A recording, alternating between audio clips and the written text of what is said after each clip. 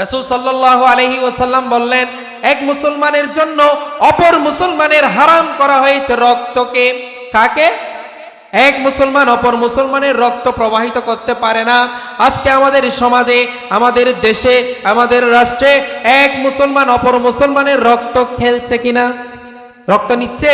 আরে গত কয়দিন আগেই তো শরীফ মোহাম্মদ হাদি, উসমান হাদি নামক একজন ইনকিলাব মঞ্চের মুখপাত্র, এই জুলাই আন্দোলনের অন্যতম একজন সহযোদ্ধা, তাকে গুলি করে হত্যা করার জন্য চেষ্টা করেছে কিনা? আমাদের সমাজে এগুলো হরহর রয়েছে।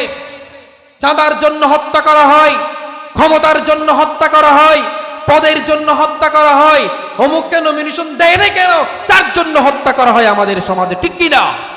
মুআজ্জাজ হাজিরিন, আল্লাহ রাসূল সাল্লাল্লাহু আলাইহি ওয়াসাল্লাম বললেন, কুল্লু মুসলিমুন হারামুন আলাল মুসলিম, এক মুসলমানের জন্য অপর মুসলমানের হারাম করা হয়েছে তিনটা বিষয়। এক নম্বর ইরদুহু, সম্মান, ওয়া মালুহু, সম্পদ, ওয়া দামুহু, রক্ত। কোন মুসলমান কোন মুসলমানের সম্পদ হরণ করতে পারে না, কোন মুসলমান কোন মুসলমানের রক্ত প্রবাহিত করতে পারে না, কোন মুসলমান কোন মুসলমানের মাল, সম্পদ, জমি জামা দখল করতে পারে না, হারাম। আল্লাহ রাসূল আলহামদুলিল্লাহ আলহামদুলিল্লাহি ওয়া কাফা ওয়া সালামুন আলা রাসূলিহিল কারীম ওয়া আলা আলিহি ওয়া আসহাবিহি আজমাইন, أما بعد فقد قال الله تعالى في كلامه المجيد وفرقانه الحميد. أعوذ بالله من الشيطان الرجيم. بسم الله الرحمن الرحيم. كنتم خير أمة أخرجت للناس تأمرون بالمعروف وتنهون عن المنكر وتؤمنون بالله. آمنت وصدق الله. وقال تعالى في شان حبيبه وسيد المرسلين والأنبياء. أعوذ بالله من الشيطان الرجيم. بسم الله الرحمن الرحيم.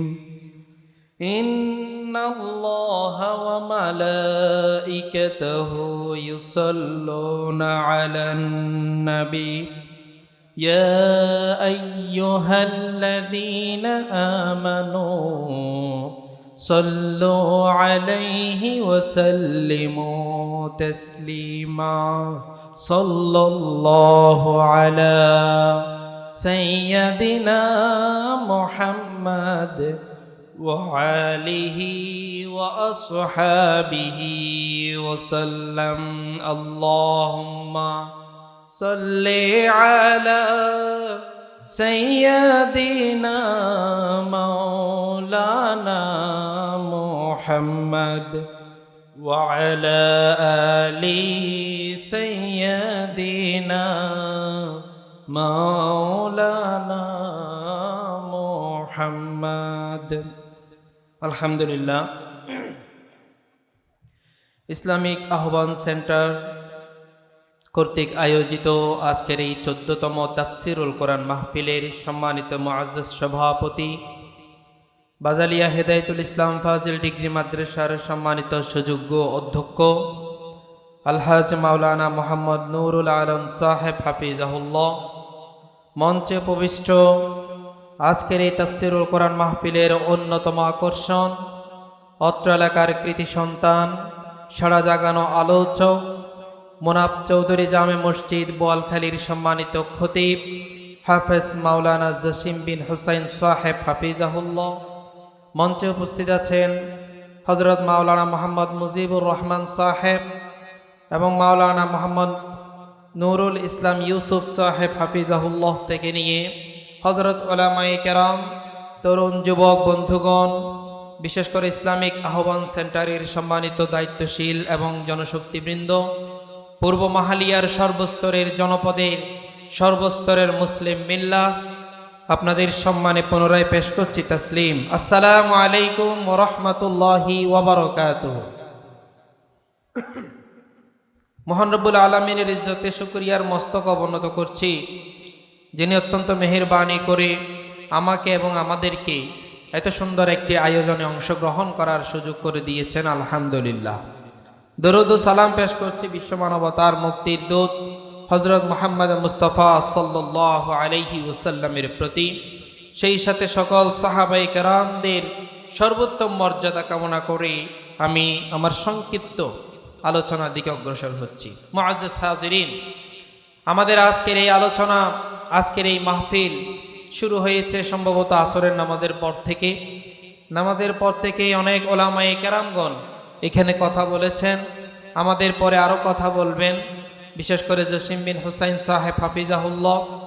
এবং আজকের এই মাহফিলের প্রধান আলোচক সুদূর সিলেট থেকে আগত বিশিষ্ট আলেমে দ্বীন হযরত মাওলানা মাহমুদুর রহমান দিলওয়ার সাহেব হাফিজাহুল্লাহ। তিনি ইতোমধ্যেই আমাদের অঞ্চলে এসে অবস্থান করছেন। আমরা অনুরোধ করব অত্র এলাকাবাসীকে, আমরা প্রত্যেকের কাজকে সংক্ষিপ্ত করে দ্বীনের এই মার্কাজে আমরা যেন নিজেদেরকে শামিল করতে পারি, সেই প্রচেষ্টা এবং সেই অনুরোধটুকু আমার আলোচনার শুরুতেই পেশ করছি। মুআজ্জাজ হাজিরিন, আপনাদের সামনে পবিত্র কালামুল্লাহ থেকে সূরা আলী ইমরানের 110 নম্বর আয়াতে কারিমার প্রথম অংশ তেলাওয়াত করেছি, যেখানে আল্লাহ তাআলা আমাদেরকে সৃষ্টি করার পর আমাদের যে মর্যাদা রয়েছে সেই মর্যাদা সম্পর্কে কথা বলেছেন এবং সেই মর্যাদা কেন সেটিও উল্লেখ করেছেন। আমাদের করণীয় কি সেই বিষয়েও এই আয়াতের মধ্যে আমরা পাচ্ছি। মুআজ্জাজ হাজিরিন, আল্লাহ তাআলা পবিত্র কোরআনের এই আয়াতের মধ্যে বললেন, কুনতুম খায়রা উম্মাতিন উখরিজাত লিন-নাস। কুনতুম খায়রা উম্মাহ, আমি তোমাদেরকে শ্রেষ্ঠ জাতি হিসেবে সৃষ্টি করেছি। উখরিজাত লিন-নাস, তোমরা মানুষের কল্যাণে বেরিয়ে পড়ো। তা'মুরুনা বিল মা'রুফ, সৎ কাজের আদেশ দাও। ওয়া তানহাউনা আনিল মুনকার, অসৎ কাজে বাধা সৃষ্টি করো। ওয়া তু'মিনুনা বিল্লাহ, এবং আল্লাহর উপর ঈমান আনয়ন করো। সুবহানাল্লাহ। মুআজ্জাজ হাজিরিন, তাহলে ভূমিকার দিকে না গিয়ে সরাসরি আমি এই আয়াতের আলোকে দুই একটি কথা বলার চেষ্টা করব। ওয়া মা তাওফীকি ইল্লা বিল্লাহ। প্রথম কথা হলো খায়রু উম্মাহ। এই আয়াতের মধ্যে প্রথম যে শব্দটা কুনতুমের পরে এসেছে, খায়রু উম্মাহ, এর বাংলা অর্থ হচ্ছে শ্রেষ্ঠ জাতি, এ বেস্ট নেশন। একটি শ্রেষ্ঠ জাতির কথা বলা হচ্ছে। শ্রেষ্ঠ জাতি কারা? আমরা আজকে এখানে এই মাহালিয়াতে অনেক সৃষ্টি আছে, আছে না? পশু পাখি, গরু ছাগল, হাঁস মুরগি, গাছপালা, তরুলতা, পাহাড় পর্বত, নদী, বৃক্ষরাজি আছে, পাহাড় পর্বত আছে। এখানে জিনও আছে, ফেরেশতাও আছে, আবার মানুষও, আমরা মানুষও আছি। মুআজ্জাজ হাজিরিন, আল্লাহ তাআলা সমস্ত সৃষ্টির মধ্যে এই সব কিছু সৃষ্টি করেছেন তো আল্লাহ তাআলা, এই বিষয়ে তো আমাদের ঈমান আছে। আকাশ বাতাস, নদী, তরু লতা, বৃক্ষরাজি, পাহাড় পর্বত, মানুষ, জিন, ইনসান, পশু পাখি, সমগ্র সৃষ্টি, এই সৃষ্টির স্রষ্টা একমাত্র আল্লাহ পাক সুবহানাহু ওয়া তাআলা। তন্মধ্য থেকে আল্লাহ তাআলা আমাদেরকে কেন শ্রেষ্ঠ জাতি করলেন? এর পূর্বে সৃষ্টির মধ্যে আমরা 3 ধরনের সৃষ্টি সম্পর্কে অবগত আছি। কয় ধরনের সৃষ্টি? 3 ধরনের। আমাদের ছোট ছোট সোনামণি যারা আছেন, আমার কথা শুনতে পাচ্ছেন আপনারা? কথা শোনা যায়? যাবে তো ইনশাআল্লাহ। তাহলে সৃষ্টির মধ্যে 3 ধরনের সৃষ্টিকে আজকে আমরা চিনব। 1 নম্বর সৃষ্টি হচ্ছে ফেরেশতা। কারা? ফেরেশতা। যেই ফেরেশতাদের সামনে আল্লাহ তাআলা প্রস্তাব পেশ করলেন, হে আমার ফেরেশতা সব, ইন্নী জাইলু ফিল আরদি খলিফা, ও আমার ফেরেশতারা, আমি দুনিয়ার জমিনে আমি আমার প্রতিনিধি পাঠাতে চাই। সেই প্রতিনিধি কারা? সেই প্রতিনিধি হলেন আমরা মানুষ। সুবহানাল্লাহ বলেন। প্রতিনিধি কারা? খলিফা কারা? আমরাই তো খলিফা। সেই খলিফাকে পৃথিবীতে পাঠানোর পূর্বে আল্লাহ তাআলা ফেরেশতাদের সামনে মাশুরা করলেন, প্রস্তাব দিলেন। এই ফেরেশতা হচ্ছে এক ধরনের সৃষ্টি। সেই ফেরেশতাদের উপর ঈমান আনা কি ফরজ। আমানতু বিল্লাহ ওয়া মালাইকাতিহি, আল্লাহর পরেই ফেরেশতার উপর ঈমান আনতে হবে। এটা এক ধরনের সৃষ্টি। যেই ফেরেশতার উপরে আমাদেরকে ঈমান আনার নির্দেশ দিচ্ছেন, সেই ফেরেশতাকে শ্রেষ্ঠ জাতি বলেন নাই। এরপরে আরেক ধরনের সৃষ্টি হচ্ছে পশু পাখি, গরু ছাগল, হাঁস মুরগি। আছে না আমাদের পরিবারে, সমাজে, বনে জঙ্গলে বহু প্রাণী আছে কি না? বাঘ, হিংস্র প্রাণী, বড় বড় সাপ, এভাবে সমস্ত যেই প্রাণীগুলো রয়েছে এগুলো তো আল্লাহর সৃষ্টি। আচ্ছা, বাঘের শক্তি বেশি না আমার শক্তি বেশি? বাঘের। বাঘ তো দূরের কথা, অনেক সময় গোসলর ফিসে দূরতে গেল বহুত সময় যে হারা পারি না। এই যে বাঘ, বড় বড় হিংস্র প্রাণী, আল্লাহ তাআলা এই হিংস্র প্রাণীগুলোকেও কিন্তু শ্রেষ্ঠ জাতি বলে নাই। তো শ্রেষ্ঠ জাতি কাকে বলেছেন? মানুষকে। কাকে? সুবহানাল্লাহ বলেন। 3 নম্বর সৃষ্টি হচ্ছে মানুষ। এই মানুষের মধ্যে রয়েছে আম্বিয়ায়ে কেরামগণ, মানুষদের মধ্যে রয়েছে সাহাবায়ে কেরামগণ, মানুষদের মধ্যে রয়েছে খোলাফায়ে রাশিদিনগণ, মানুষদের মধ্যে রয়েছে সমস্ত নেতৃত্ব, মানুষের মধ্যে রয়েছে কর্তৃত্ব। এই মানুষকে আল্লাহ তাআলা সৃষ্টি করেছেন এবং সেই মানুষকে সৃষ্টি করার পেছনে কেন সৃষ্টি করেছেন সেই উদ্দেশ্য নির্ধারণ করে দিয়েছেন। সুবহানাল্লাহ। আল্লাহ তাআলা বলেন, ওয়ামা খালাকাতুল জিন্না ওয়াল ইনসা ইল্লা লিয়াবুদুন, আমি মানুষ এবং জিনকে আমি আল্লাহর ইবাদত ছাড়া অন্য কোনো উদ্দেশ্যে সৃষ্টি করি নাই। তাহলে মুআজ্জাজ হাজিরিন, আল্লাহ তাআলা মানুষ সৃষ্টি করেছেন, সেই মানুষকে শ্রেষ্ঠত্বের মর্যাদা দিয়েছেন, সেই মানুষকে আশরাফুল মাখলুকাত করেছেন, সেই মানুষকে এই দুনিয়ার নেতৃত্ব দিয়েছেন, সেই মানুষকে দুনিয়ার কর্তৃত্ব দিয়েছেন এবং সেই মানুষকে সৃষ্টি করার পেছনে আল্লাহ তাআলা উদ্দেশ্য নির্ধারণ করে দিলেন। আর সেই উদ্দেশ্য হলো ইবাদত। সেই উদ্দেশ্য কি? তাহলে মানুষ কি করবে? ইবাদত করবে। মানুষ কি করবে? এই ইবাদত হচ্ছে আল্লাহর আনুগত্য করা। ইবাদত হচ্ছে আল্লাহ তাআলা যা নির্দেশ দিয়েছে তা পালন করা। ইবাদত হলো আল্লাহ তাআলা যা নিষেধ করেছেন তা বর্জন করা। এটাই হলো ইবাদত। এই ইবাদত আমরা করি কিনা? নামাজের মধ্যে ইবাদত হয়, নামাজের মধ্যে, যাকাতের মধ্যে ইবাদত হয়, হজের মধ্যে ইবাদত হয়। এভাবে আল্লাহ তাআলার প্রত্যেকটা বিধান অনুসরণ করার মধ্য দিয়ে ইবাদত হয়। এটাই হলো ইবাদত। আল্লাহ যা করতে বলেছেন সেটা করা, এটার নামে ইবাদত। আল্লাহ তাআলা যা নিষেধ করেছেন, মদ খাওয়া নিষেধ, মদ বিক্রি করা নিষেধ, মদের সমাজ প্রতিষ্ঠা করা নিষেধ, মদ জুয়া, এভাবে এই জিনিসগুলোকে নিষেধ করেছেন। আপনার কাছে সুযোগ আছে, আপনার কাছে সামর্থ্য আছে, মদ খাওয়ার শক্তি আছে, টাকা আছে, পয়সা আছে, এই অবস্থাতে মদ না খাওয়ার নাম হচ্ছে ইবাদত। সুবহানাল্লাহ বলুন। আপনার কাছে টাকা আছে, পয়সা আছে, সে টাকা পয়সা অযথা কার্যকলাপে অন্যায় কাজে খরচ করার অধিকারও আপনার আছে। ওই সময়ে খরচ না করাটাই হচ্ছে ইবাদত। আপনার কাছে অন্যায় কাজ করার সুযোগ আছে, আপনি মেম্বার হয়েছেন, চেয়ারম্যান হয়েছেন, আপনি এমপি হয়েছেন, মন্ত্রী হয়েছেন, আপনার কাছে অনেক সুযোগ আছে, লুটপাট করার সুযোগ আছে, দুর্নীতি করার সুযোগ আছে, রাহাজানি করার সুযোগ আছে, সন্ত্রাস করার সুযোগ আছে, অপর দলকে অন্য দলকে ঘায়েল করার সুযোগ আছে। এই অবস্থায় সুযোগ থাকা সত্ত্বেও আল্লাহর ভয়ে ওই সমস্ত কর্মকাণ্ড থেকে বিরত থাকার নাম হলো ইবাদত।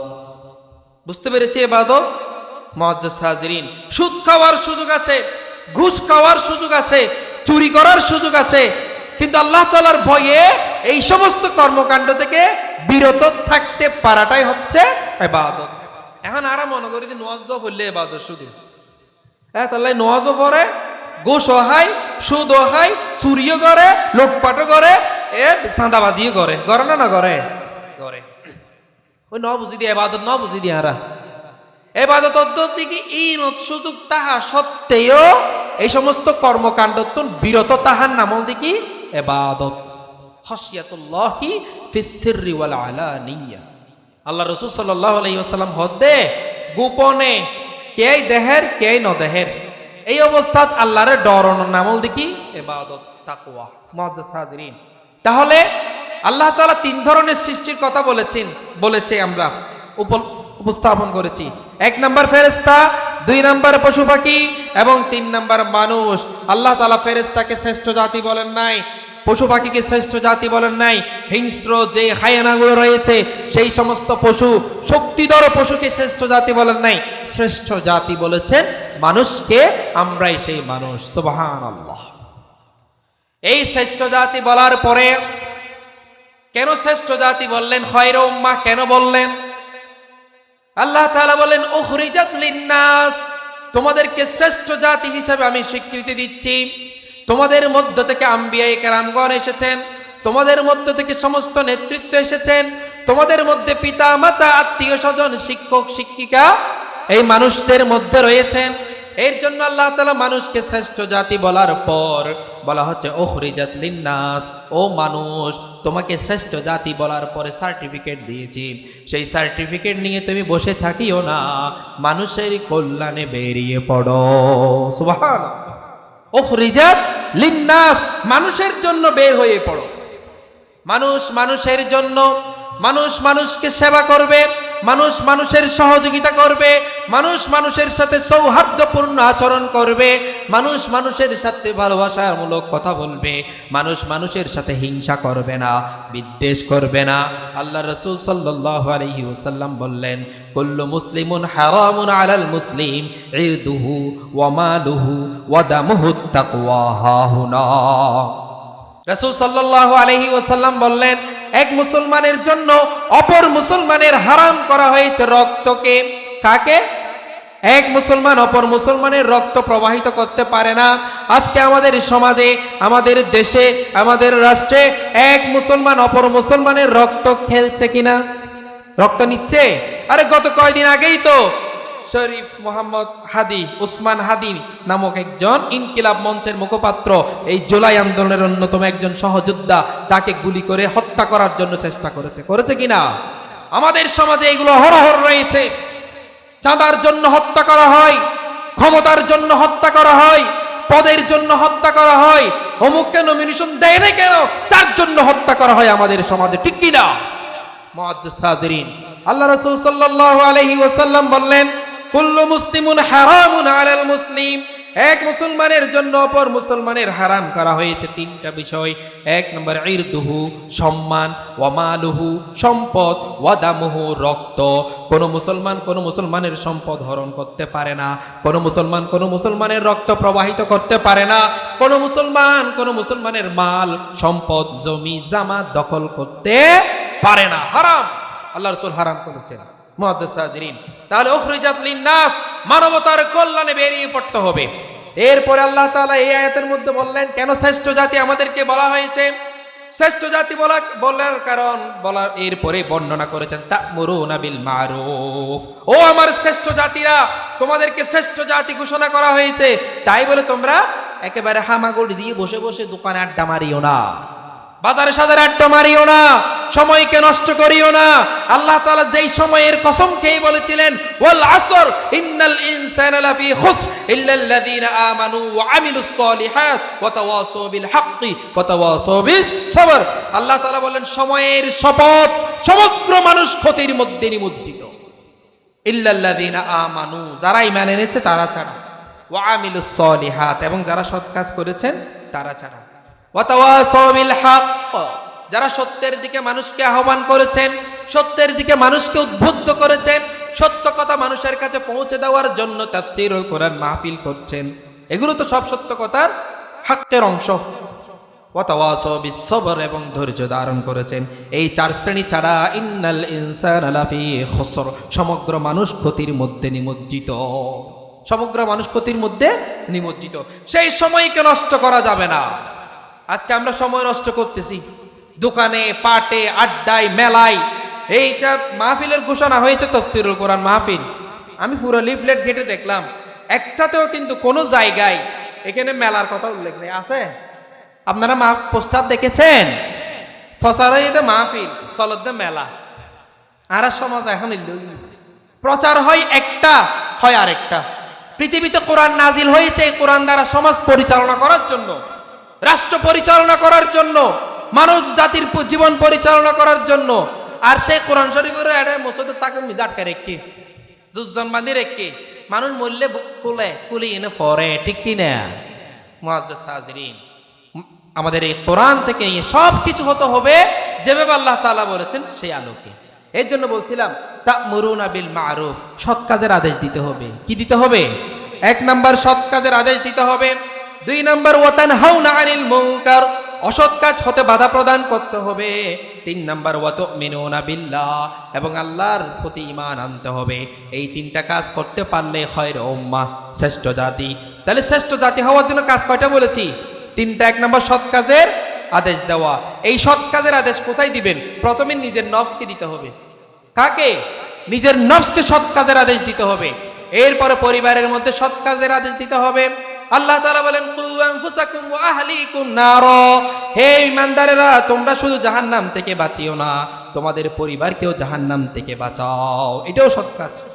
এরপরে সৎ কাজের আদেশ দিতে হবে সমাজে। সমাজের মধ্যে যত অসঙ্গতি রয়েছে, যত ফাহেশা কাজ রয়েছে, যত অশ্লীল কাজ রয়েছে, যত পাপাচার রয়েছে, সমস্ত পাপাচার বন্ধ করে সৎ কাজের আদেশ দিতে হবে, আল্লাহর নির্দেশ। এরপরে সৎ কাজের আদেশ দিতে হবে রাষ্ট্রে। কোথায়? রাষ্ট্রে সৎ কাজের আদেশ তো আমি দিতে পারবো না। এই জন্য পারার জন্য আমরা কয়েকটা মাধ্যম ব্যবহার করতে পারি। 1 নাম্বার সুপারিশ করা। 1 নাম্বার সাক্ষ্য দেওয়া সত্যের। সেই সাক্ষ্যটা কি? আল্লাহ তাআলা বললেন, আল্লাহ রাসূল সাল্লাল্লাহু আলাইহি ওয়াসাল্লাম বলেন, আলা ওয়া কওলিজ জুর, মিথ্যা সাক্ষ্য দেওয়া বড় গুনাহ।